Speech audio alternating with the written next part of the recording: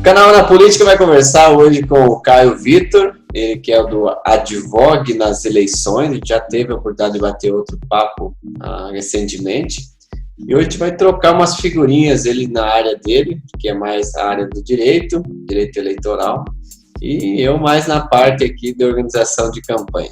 Caio, seja muito bem-vindo ao nosso canal mais uma vez, e prazer Obrigado, Daniel. estar contigo aí. Obrigado, Daniel, é um prazer estar conversando com você, com sua audiência novamente. A gente já gravou aquele primeiro vídeo que a gente se conheceu e teve a oportunidade, a gente teve uma repercussão boa, né, no canal, o pessoal interagiu bastante, e a gente aqui para aprofundar os assuntos, abordar novos temas, também falar dessa questão não só jurídica para os advogados, mas também da sua experiência que você tem, né, com seus livros publicados, e como a gente pode ajudar a classe política também a entender o caminho que ele tem que trilhar para poder ter sucesso no processo eleitoral, e mais importante ainda, também construir uma carreira no legislativo, no executivo. Você já passou pelas duas experiências, né? Passa ainda, então tem muito a contribuir, a gente aqui para conversar, bater papo. Caio, o que leva um candidato a ficar inelegível, ou seja, não poder disputar uma eleição? Daniel, isso é uma questão bem interessante, porque o que acontece? Todo cidadão, ele tem os direitos políticos, são direitos fundamentais. E os direitos políticos, eles são de duas espécies. Os ativos, que é o direito de votar, e os passivos, que é o direito de ser votado. No direito a gente chama, gosta muito de expressão em latim, a gente chama do ius honorum. O direito de ius honorum, que nada mais é que é o direito de ser eleito, de ocupar um cargo público eletivo. Isso é um direito que está na Constituição Federal, é um direito fundamental, e só que em determinadas situações ele pode comportar uma restrição, que a gente chama. E que restrição é essa? Justamente a inelegibilidade. É quando a pessoa não está elegível. Aí tem várias situações que podem ocorrer e que podem torná-lo inelegível.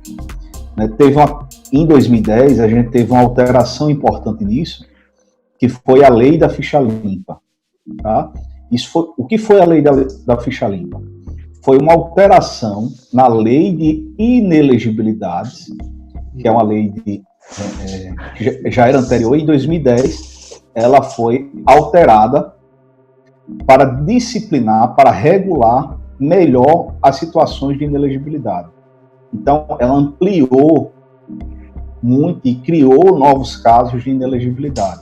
São aquelas situações, e as pessoas lembram muito das condenações em segunda instância, né? Quando associam muito a ligação lei da ficha limpa com condenação em segunda instância, porque realmente foi uma das situações que teve, vamos dizer assim, um agravamento para deixar mais difícil quem tivesse condenações ficar inelegível.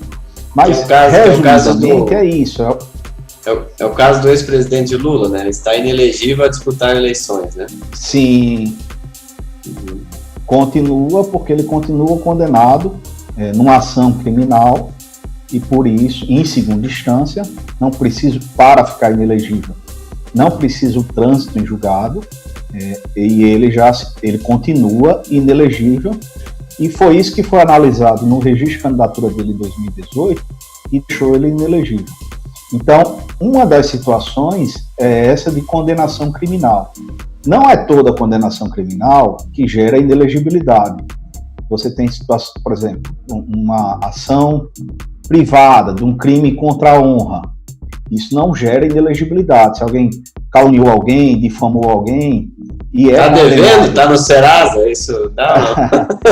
Essa, Daniel, também é uma questão muito recorrente da classe política. Eu estou devendo, eu posso me candidatar? Pode, não tem nenhum problema. Você vai ter problema com Serasa, com SPC, mas não com a Justiça Eleitoral.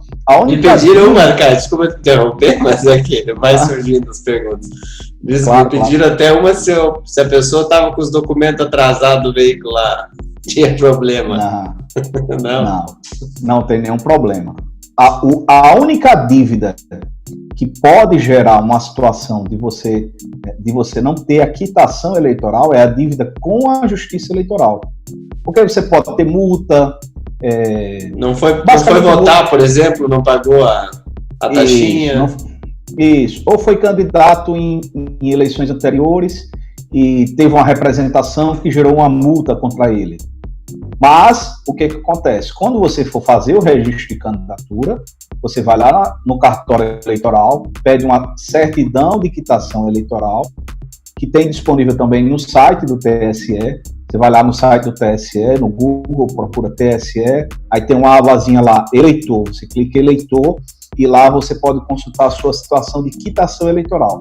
Você informa seu número do título eleitoral, informa o nome da sua mãe, seus dados, nome completo, e aí você pede para emitir a certidão de quitação eleitoral. Se você não tiver com essa certidão de quitação eleitoral, é porque você provavelmente está com alguma multa dessa em aberto. Mas aí você pode ir lá no cartório e parcelar essa multa.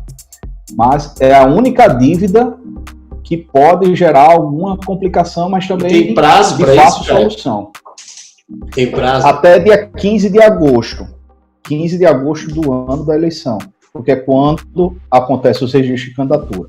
Mas mesmo assim, em 2015 teve uma alteração, 15 de agosto apareceu uma multa dessa no registro de candidatura. Aí gera uma diligência no processo de registro de candidatura e ele pode ir lá e parcelar e apresentar a prova do parcelamento e de que está pagando o parcelamento e ele obtém de novo a quitação eleitoral. Mas essa é a única dívida privada, dívida com banco, ou dívida mesmo com fisco, né, fiscal, de tributo, de imposto, enfim, de qualquer coisa desse tipo, não gera situação de inelegibilidade, nenhum candidato perde a quitação eleitoral. Então, essa é a única situação de dívida que pode gerar algum tipo de complicação, mas mesmo assim, hoje a legislação ela foi mais abrandada, vamos dizer assim, para possibilitar esses parcelamentos, inclusive parcelamentos longos, para que quem quer se candidatar possa parcelar e ter a quitação eleitoral. E quando um caso é criminal, por exemplo, a pessoa se envolveu em um crime aí de assassinato ou está sendo julgado ainda por um crime, isso também impede de ser candidato ou não? Impede se ele já tiver decisão de um órgão colegiado, certo? E a expressão é colegiado, porque, por exemplo, o tribunal de júri é um órgão colegiado, tá? Não necessariamente é em segunda instância. Essa é uma situação importante que você falou, porque eu estou respondendo por uma ação penal de homicídio. Então, eu vou ser julgado pelo júri popular. Então, a partir do momento que o júri popular me condena por uma tentativa de homicídio, ou mesmo por um homicídio efetivamente realizado, eu já passo a ficar inelegível, porque eu fui condenado por um órgão colegiado. A gente costuma dizer e se não houve ainda o julgamento, não? Não. Se não houve o julgamento, ele não fica inelegível. Ele só fica inelegível a partir do momento que ele é julgado por um órgão colegiado. Antes disso, ele não fica inelegível. E, assim, isso é nos processos penais, mas, por exemplo, numa ação de improbidade administrativa, eu posso ficar inelegível também? Também pode, porque aquela situação, inclusive tem no seu livro falando sobre improbidade administrativa, e é uma das situações que também pode gerar inelegibilidade. Em que situação? Se na condenação por órgão colegiado for condenado à suspensão dos direitos políticos e cause dano ao erário e enriquecimento ilícito. E quando o candidato... Desculpa te interromper, mas as perguntas vão surgindo. Por exemplo, e quando a pessoa está em mandato, ela está em mandato e ela cometeu ou se envolveu num crime, é possível a perca do mandato nesse caso ou não? Aí o que acontece? Nessa situação, quando ele já está no exercício, é quando transita em julgado essa decisão, entende? Quando transita em julgado, porque aí tem a suspensão, uma das penalidades criminais é a suspensão dos direitos políticos. Quando fala suspensão dos direitos políticos, é tanto o ativo quanto o passivo. Ele já fica sem poder votar e também sem poder exercer os direitos políticos passivos, e como inclusive cargos de comissões, o exercício do mandato exige, olha, cargos em comissão não necessariamente, aí depende da legislação administrativa de cada ente federativo, porque tem alguns órgãos, alguns entes federativos, ou seja, município, estado, autarquia, que também fizeram leis dizendo que a pessoa que está inelegível não pode ocupar cargos públicos. Mas isso é uma legislação local, vamos dizer assim, local, do estado, do município. Não tem uma legislação federal. O que a legislação federal fala, que a lei de inelegibilidades é para os cargos eletivos. E os cargos de provimento em comissão, que são os cargos comissionados, eles são regulados pela legislação local, do estado, do município, do ente federativo onde ele vai atuar. Sobre a filiação partidária, que prazo máximo a pessoa pode entrar para um partido? E se esse partido tiver algum problema de ordem legal, o que acontece? Pronto, isso inclusive, Daniel, teve uma decisão recente, quem acompanhou foi agora do mês de dezembro, do Supremo Tribunal Federal. Porque o que estava acontecendo? A Justiça Eleitoral, quando os partidos não prestavam contas, eles já estavam extinguindo o registro do partido na Justiça Eleitoral, automaticamente. Isso foi em virtude de uma resolução do TSE, e aí o Supremo Tribunal Federal, numa ação direta de inconstitucionalidade, acabou de julgar recentemente, salvo engano, desse mês ou do mês de novembro, dizendo que, olha, essa questão da suspensão do registro, ela não é automática. Tem que gerar um outro procedimento, garantir a ampla defesa. Então, com essa decisão do Supremo, os partidos que não prestam contas, eles não vão poder ficar impedidos de funcionamento na Justiça Eleitoral. Então, isso é uma novidade para as eleições de 2020, porque estava todo mundo apreensivo do meio político, porque a situação era muito corriqueira. Os partidos muitas vezes não se organizam em termos municipais, no âmbito municipal principalmente, porque acaba não recebendo recursos do fundo partidário, e acaba sendo caro para eles manter uma escrituração contábil, ou seja, um contador que faça toda a escrituração, contas bancárias abertas, e advogado para representar os processos de prestações de contas. Principalmente em municípios pequenos, né? Isso, principalmente em anos não eleitorais, porque quando é ano eleitoral, o pessoal se mobiliza e organiza, mas você manter essa estrutura depois por 3 anos e anos não eleitorais é muito complicado. E inclusive o TSE determinava que, por exemplo, numa eleição regional, nacional, geral, os órgãos partidários municipais tinham que prestar contas também. Então, isso até causava uma discussão. Ora, mas eu não estou tendo eleição no meu município, a eleição é geral, é Estado e nacional, como é que eu vou prestar contas? Mas tinha essa determinação e os órgãos partidários estavam tendo seus registros suspensos pela Justiça Eleitoral. Então, com essa decisão do Supremo, isso foi pacificado, e isso, vamos dizer assim, tranquilizou mais quem está se organizando para as eleições de 2020. Então, creio que não teremos tantos problemas com essa questão da regularidade dos partidos políticos. De toda forma, o que a gente aconselha? Você tem um partido político no município, entre lá no site do TSE, tem lá uma área partidos, depois você clica em partidos, você coloca lá órgãos partidários, pesquisa lá em órgãos partidários, aí tem um sistema, tem uma área informações partidárias, aí tem um link para o consulta pública do SIGPEX, que é o Sistema de Gerenciamento de Informações Partidárias. Você consulta lá e entra o partido político que você quer, depois órgãos, consulta municipal, você coloca o partido e o município que você quer pesquisar, que é para saber se o partido está ativo e registrado no município. E qual é a direção que está registrada. Vamos fazer uma na prática aí, dá para nós compartilhar a tela, dá para você fazer para nós aí, para nós ver como é que é. Mas antes eu queria te fazer uma pergunta que é muito comum aqui no canal. Comissões provisórias podem lançar candidato ou não? Pode sim. Uhum. Pode sim, não tem problema. Assim, a gente não recomenda. Por quê? Porque as comissões provisórias, elas são mais fáceis de serem destituídas, certo? Qualquer decisão do órgão superior mandando destituir, ele só comunica e destitui o órgão partidário municipal.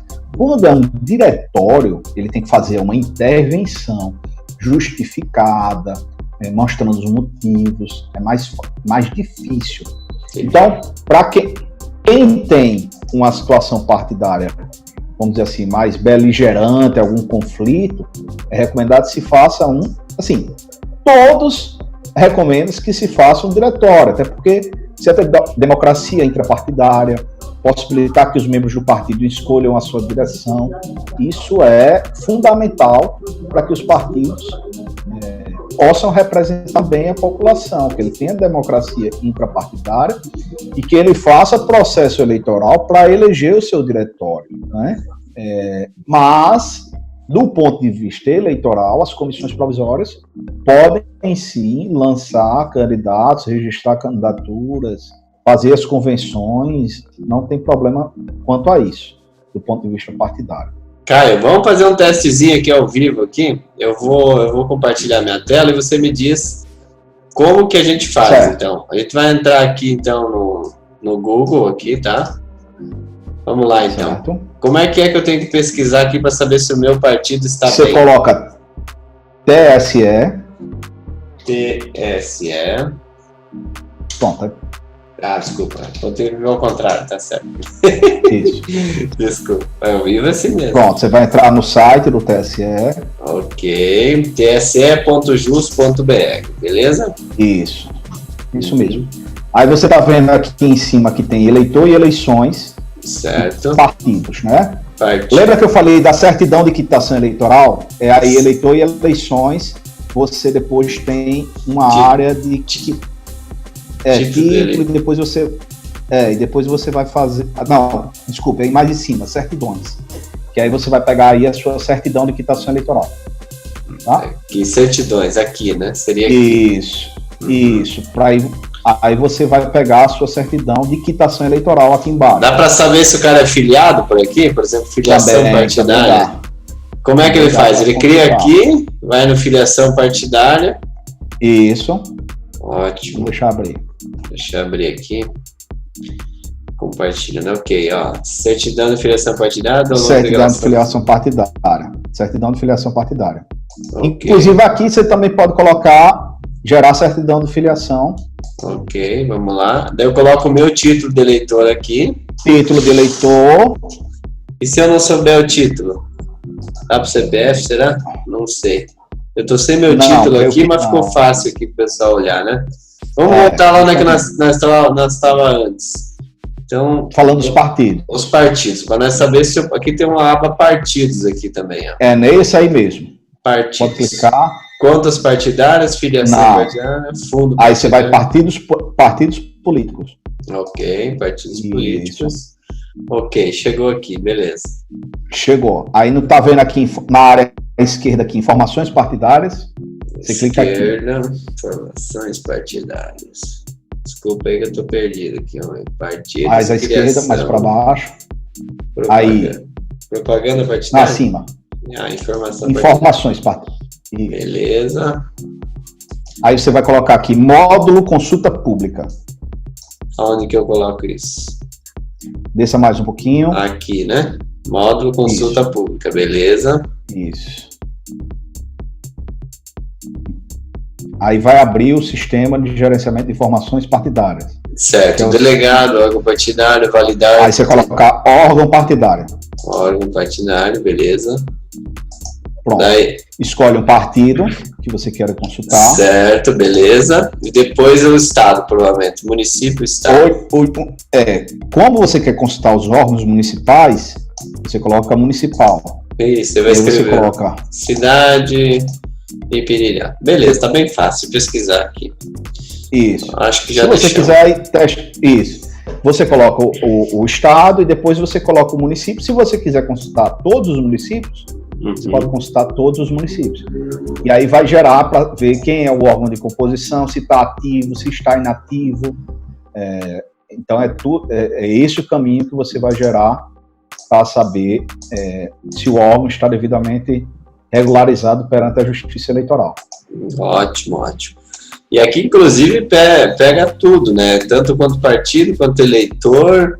Se a pessoa está devendo com a Justiça, vai aparecer tudo ali, né? Daniel, a Justiça Eleitoral é, sem dúvidas, a justiça mais informatizada do Brasil. E se você prestar atenção, todos os sites de todos os tribunais regionais têm o mesmo formato, as mesmas abas, tem todas as sessões de julgamento, é fácil de pesquisar para quem é advogado, as informações de julgamentos, de como foi, dos processos. Assim, a Justiça Eleitoral dá show em vários aspectos, mas principalmente nessa parte tecnológica. Não é só a urna eletrônica.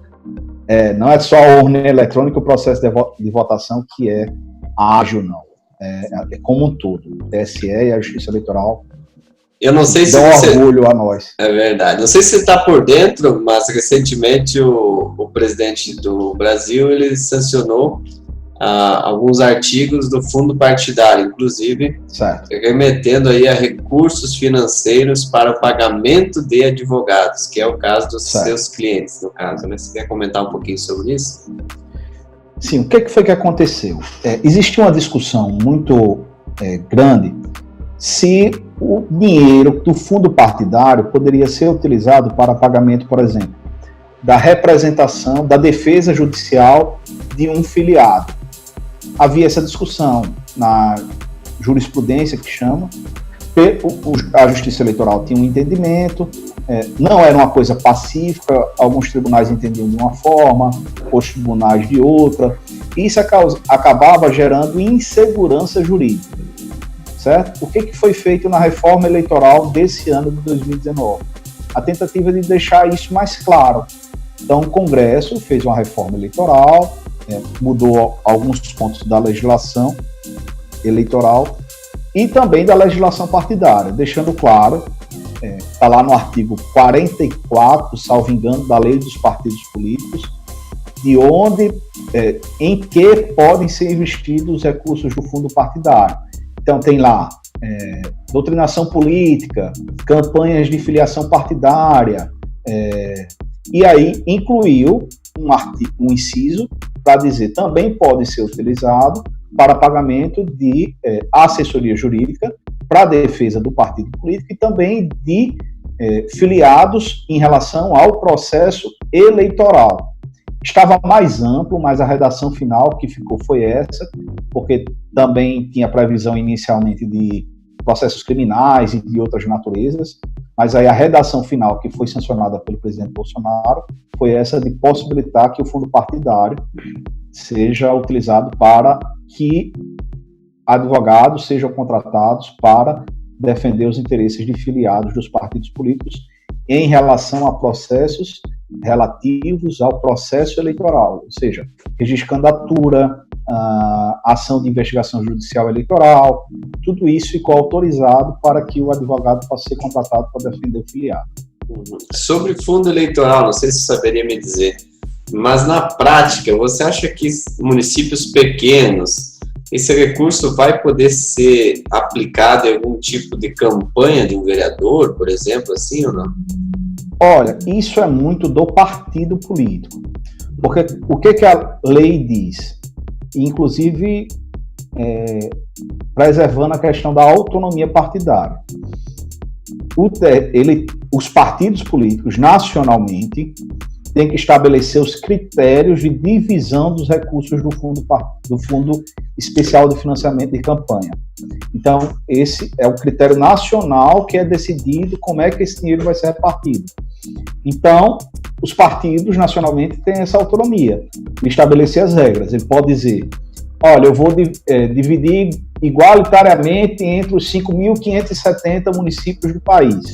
Obviamente isso não acontece, né? Porque o partido quer privilegiar determinadas candidaturas em detrimento de outras e acaba que essa divisão não acaba sendo igualitária. Assim, o que eu acho do ponto de vista, isso é o direito, juridicamente está estabelecido assim, qual a minha opinião em relação a isso? Isso acaba sendo injusto, vamos dizer assim, com municípios menores, mas também tem da estratégia do partido de ocupar espaços que são mais relevantes para eles. Então, são esses dois valores que ficam ponderando nas decisões dos partidos e eles acabam optando para fortalecimento do partido por determinadas candidaturas. Então, vou dar um exemplo. Se um partido tem chances de disputar a prefeitura de São Paulo, que é muito importante, assim, é natural que destine mais recursos para isso. Né? Ou então de uma capital, ou então quer fortalecer o partido no interior. São estratégias que o partido político vai ter que traçar. E só tem um aspecto em relação a isso, que é importante também frisar, que é a questão, independentemente dessa autonomia, os partidos têm que destinar pelo menos 30% dos recursos para custeio das candidaturas femininas. Então, isso foi uma decisão do TSE em 2018, já valeu para as eleições de 2018 e vai continuar valendo para as eleições de 2020. Que não sejam laranjas, né? Esse é um grande problema. E se for laranja, a justiça está investigando e está caçando, né? Essa semana a gente teve um julgamento importante da senadora Selma, que a acusação, obviamente eu não vou entrar em detalhes, porque não acompanhei, não atuei no caso, mas a tese que prevaleceu foi que ela praticou caixa 2 e abuso econômico, e isso acabou gerando a cassação do mandato dela, de uma senadora, de respaldo nacional e etc. Então não é uma coisa assim, para se brincar, né? Principalmente com essa questão de candidaturas laranjas. Eu li alguma coisa sobre o Romero Jucá também, que foi essa semana, também teve um azia. Tem vários. Tem vários candidatos. A grande lição que se tira é que não pode se brincar em relação a isso, porque a Justiça Eleitoral vai fiscalizar e vai tentar dar a máxima efetividade para evitar fraude na eleição. E querendo ou não, candidatura laranja é isso, é fraude, é o processo eleitoral. Então, a Justiça Eleitoral vai agir. Não dá para contar com a sorte de não ser pego, né? Tem muitas, a gente responde muita consulta, eu posso fazer isso? Posso, mas fulano está fazendo. Eu digo, olha, como é que a gente responde? A gente não pode dizer, não mate ninguém, mas o direito impede que você mate alguém. Se você vai ser responsabilizado ou não, aí vai ter um processo judicial para produzir prova e etc. Muitos acabam matando e saindo ileso, outros são presos. Então, é uma opção, a decisão, se você vai cometer uma ilegalidade ou não, e cometendo uma ilegalidade, as sanções são severas, né? Principalmente depois da ficha limpa, que prevê 8 anos de inelegibilidade, 8 anos, 2 eleições fora do processo eleitoral. Você sabe mais do que ninguém que é a morte de um político, né?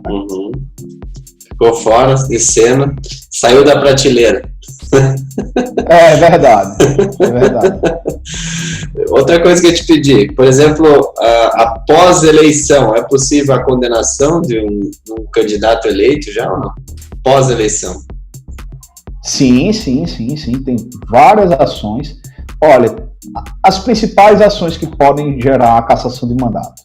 Vamos lá, ação de captação ilícita de sufrágio, é quando alguém compra voto. Ação de investigação judicial eleitoral, que é quando alguém abusa do poder político, abusa do poder econômico ou usa indevidamente os meios de comunicação social. Ação de impugnação de mandato eletivo e ação de captação e gasto ilícito de campanha e a representação por conduta vedada. Essas 5 ações são as principais. 3 delas, captação ilícita de sufrágio, ação de investigação judicial eleitoral e representação por conduta vedada, elas podem ser propostas até a diplomação, certo? A ação de impugnação de mandato eletivo e a ação de captação e gasto ilícito de campanha, que a gente chama do 30A, que foi o que uma das acusações que a senadora Selma acabou enfrentando, elas podem ser propostas até 15 dias depois da diplomação. Então, tem 3 ações que você pode propor até a diplomação e 2 depois da diplomação. Ainda tem a situação de recurso contra expedição de diploma, mas hoje em dia é uma situação rara, que é para uma inelegibilidade superveniente. O que é a inelegibilidade superveniente? É aquela que ocorre entre o dia do registro de candidatura e o dia da eleição. Se a pessoa ficou inelegível nesse dia, aí pode ter um recurso contra expedição de diploma, mas é mais raro hoje em dia. Mas as principais são essas 5. Ação de captação ilícita de sufrágio, basta comprar um voto, que a pessoa pode perder o mandato e ser inelegível. A ação de investigação judicial eleitoral, que por abuso de poder político, abuso de poder econômico e uso indevido dos meios de comunicação, inclusive que aconteçam antes do período eleitoral. Por exemplo, eu vou dar o exemplo de novo da senadora Selma. Ela foi condenada por atos que foram ocorridos antes do início da campanha eleitoral. Então, também pode ser condenada e a ação pode ser proposta até a diplomação, e a representação por conduta vedada também pode ser proposta até a diplomação. E a conduta vedada, por exemplo, isso eu gosto de falar porque, por exemplo, eu sou um agente público, eu posso, no ano eleitoral, fazer doação de bens para a população? Não. Depende. Se for contínuo. Só pode em 2 situações. Se for um programa social aprovado por lei específica e já executado orçamentariamente no ano anterior. Então, 2020, eu tenho um projeto social Bolsa Família, uma creche cidadão, Bolsa Aluno. Eu posso continuar esse projeto? Se tiver lei e se tiver sido executado nesse ano de 2019, você vai poder continuar. Se não tem, não pode. E situações de calamidade, de urgência, emergência, aí você pode, e, obviamente, relacionados ao atendimento dessa situação de calamidade e de emergência.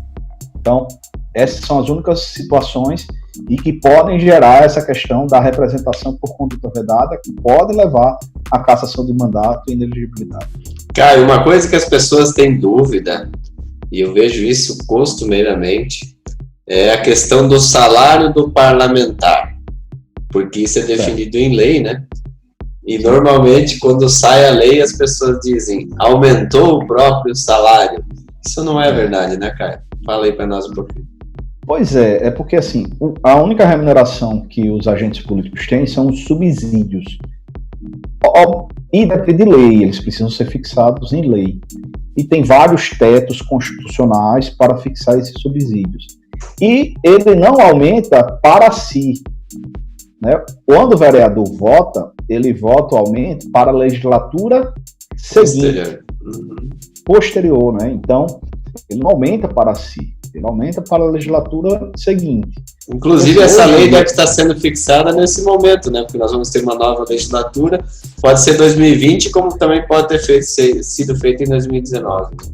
Já ter sido feito em 2019, e tem um prazo que eu não estou recordado agora de cabeça, mas, salvo engano, no primeiro semestre do ano da eleição.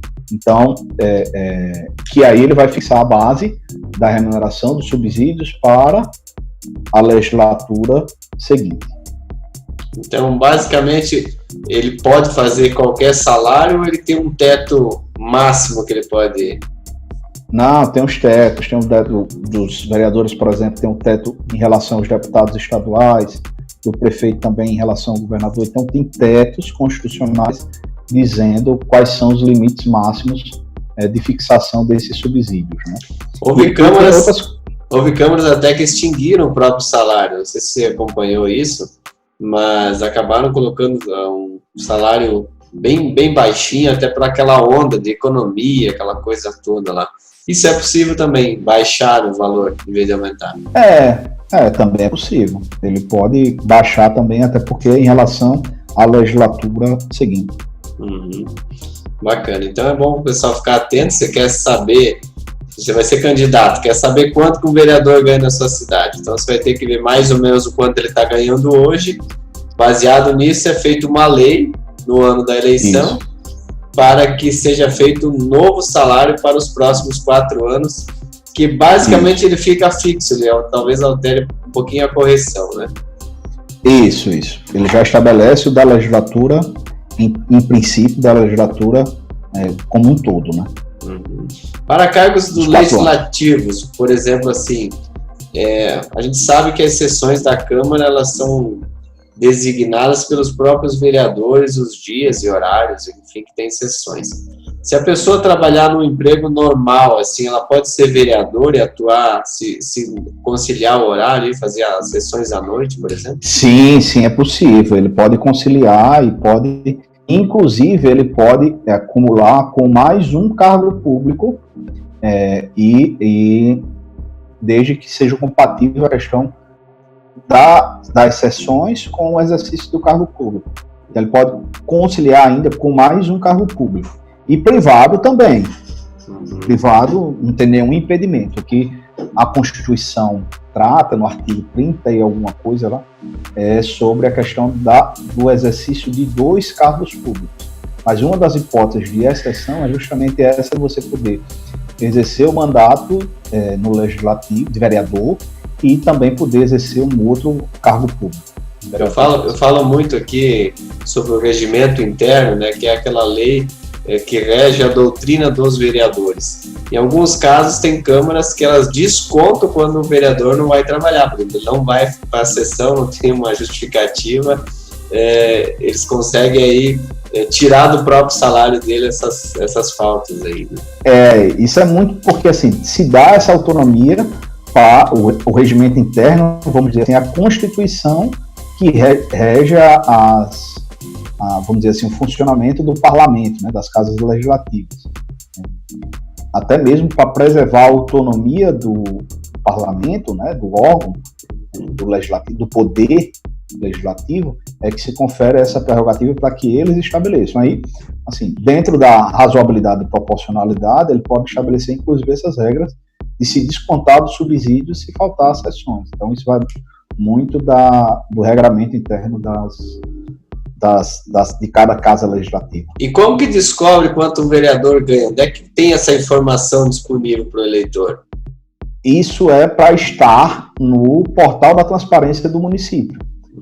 Desde a lei de acesso à informação, com a lei que foi publicada na época do governo Dilma, a lei do acesso à informação, você pode colocar no Google, que ela aparece facilzinho no site do Planalto, tem uma obrigação de todo poder, todo órgão, ter um portal da transparência, assim, e tem que aparecer lá a remuneração de todos os agentes públicos, incluindo os agentes políticos, né, servidores, cargos de provimento em comissão, servidores efetivos, e os agentes políticos, que é prefeitos, secretários e vereadores, também tem que estar lá no portal da transparência, estabelecendo tudo essas regras.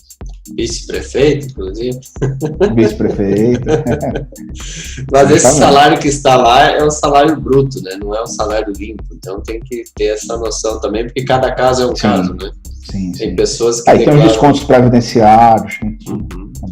É a questão do imposto de renda, tem usuários que declaram, outros não, né? Então tem esse detalhe também. Não, e assim, em questão do imposto de renda, tem que estar lá porque o poder público tem que descontar automaticamente, né, a questão do imposto de renda, ou mesmo o seletista, então tem que estar lá também os descontos. Se for um portal da transparência minimamente organizado e com as informações importantes, ele já tem todas essas informações lá. Inclusive lá tem também os descontos líquidos. Inclusive lá tem também as diárias, né, que é muito comum aí parlamentares ou agentes políticos fazerem capacitações fora ou atrás de recursos, e isso é remunerado pelo poder público, né? Na verdade, isso se chama uma verba indenizatória, porque é uma indenização pelos custos que ele tem para o desempenho daquela função, daquele trabalho, no interesse público, né? Então, se eu vou fazer uma capacitação ou uma viagem a Brasília, que você também trata no seu livro, por exemplo, vou captar recursos em Brasília, então preciso despachar nos ministérios, preciso despachar com os senadores e deputados para propor emendas para o meu município. Então, são verbas indenizatórias. E aí também cabe ao município estabelecer, inclusive, as regras de prestação de contas disso. Então, eu vou lá, recebo a diária, e aí eu tenho que apresentar um relatório, eu tenho que comprovar o que eu fiz, eu tenho que mostrar os gastos que eu realizei. Então, tudo isso é regulamentado por lei local, para que cada um possa observar e tratar isso, e de como eu destinei essas verbas indenizatórias para atender o interesse público. Lei local com anuência do gestor, né? Porque a pessoa não vai por livre espontânea vontade, não é bem assim. Inclusive, Daniel, tem muito caso de reprovação de contas, isso é até uma dica até besta. Por exemplo, eu sou o presidente da Câmara de Vereadores. Como eu sou beneficiário, é interessante que numa diária minha não seja eu que autorize a minha diária. Eu coloco outro servidor, o vice-presidente ou alguém, para que não seja, vamos dizer assim, uma autoconcessão de benefício. Então, isso é um detalhe que muito presidente de Câmara acaba se enrolando, porque não tem essa atenção de vamos dizer assim, de até esse conhecimento, e quando for um ato para conceder diária, não ser ele que pratique concedendo a diária para si. Então você tem que ter esse controle de outro servidor da casa ou do outro agente político, reconhecendo que aquilo ali atende o interesse público e por isso ele pode exercer essa diária, receber essa diária. E para o prefeito é a mesma regra ou não? Eu também recomendo para que ele não se autoconceda o benefício, vamos dizer assim. Também colocar um secretário de administração, o secretário vai lá e assina e concede a ele a diária, reconhece. O ato que concede autoriza aquela despesa pública, porque, querendo ou não, mesmo que seja uma verba indenizatória, é uma despesa pública, e toda despesa pública ela tem que ser justificada e tem que estar lá, claro, o interesse público. Então, recomenda-se que não se autoconceda essa despesa pública, coloca o servidor para analisar e para ter esse critério. Inclusive, o valor é fixado por lei também, né? O valor dessa diária, né? Sim. Tem que ser, inclusive, previamente fixado por lei, não pode estar em aberto. E tem que estar lá os critérios, vai passar um dia, vai passar 2 dias, vai para tal local, vai para qual local, tem que estar tudo bem... Eu sei que para menos pode, por exemplo, assim, o prefeito, no bom senso dele, ele acha que vai passar 2 dias, mas com uma diária tá bom para ele. No bom senso ele pode, né? Claro. Ele não pode fazer o contrário, receber 3 e... porque querendo ou não é recurso público, né? Você tem que... Um dos princípios é a economicidade, então você tem que fazer o mais sempre com menos dos recursos públicos. Afinal, todos os recursos são escassos, né? Verdade. Nós assumimos aqui em 2017 o mandato e uma das primeiras ações que a gente fez foi reduzir em 20% o valor das diárias, porque a gente achou que o valor já estava bom, né? Deu uma reduzida assim, e isso ajudou os cofres públicos, porque embora seja um direito legal, né, do agente público ir, mas automaticamente a gente economiza dinheiro, não facilitando tanto essa prática, porque a gente entende que essa prática é importante, mas também que não pode ser algo que motive financeiramente uma pessoa a se capacitar. É isso, né? É uma verba indenizatória, não é uma verba de complementação de remuneração.